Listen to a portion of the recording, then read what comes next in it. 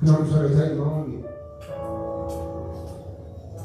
Kuna roho zinazofanya kazi kwa watu wa kuasi, na hizo roho hutembea zikinyemelea watu wa Mungu.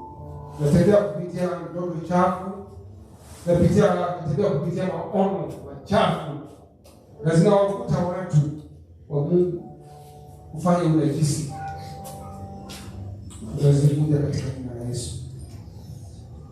Kama kuna mmoja anahitaji kuinua mkono, maana uingie wanadamu Mungu anainulia. Asante kwa sababu hizo mikono. Nataka tumwite Mungu kwa ajili ya ndugu zetu ambao wanainua mikono mbele za Bwana.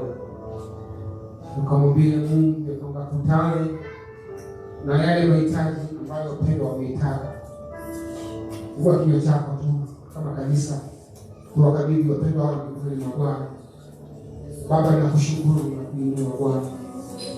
Nakushukuru Mfalme wa wafalme kwa sababu ya watumishi wako Bwana, ambao wamekuja mbele zako wakiwa na haja ndani ya mioyo zao Bwana. Wewe tu ndiye ambaye unapaswa kupewa shida Bwana na Bwana. Pelea zetu na shida zetu Mungu tutazileta mikononi mwako Mfalme wa wafalme.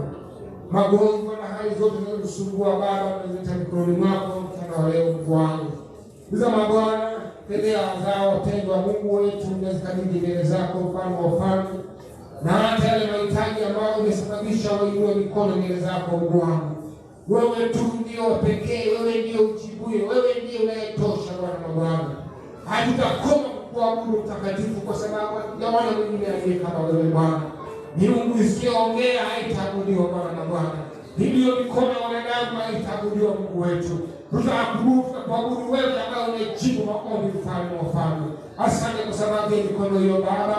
Naisongesha mikononi mwako mchana wa leo. Hebu Mungu kutana na hitaji na ndugu yule ambaye anahitaji Mfalme wa wafalme.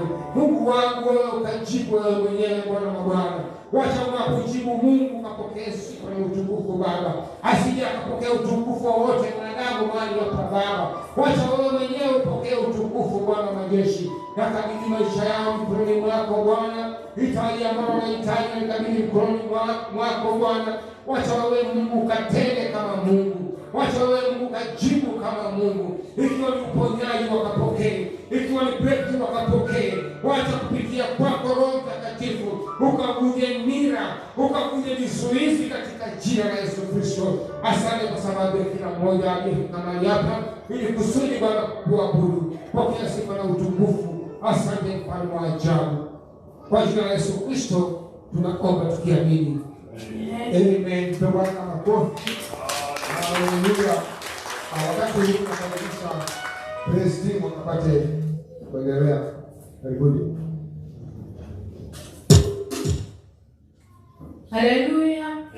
Bwana asifiwe. Amen. Ni siku nyingine tena Bwana ametupatia ili tuweze kumsifu. Hata kila mtu apate nafasi ili tukaweze kumsifu.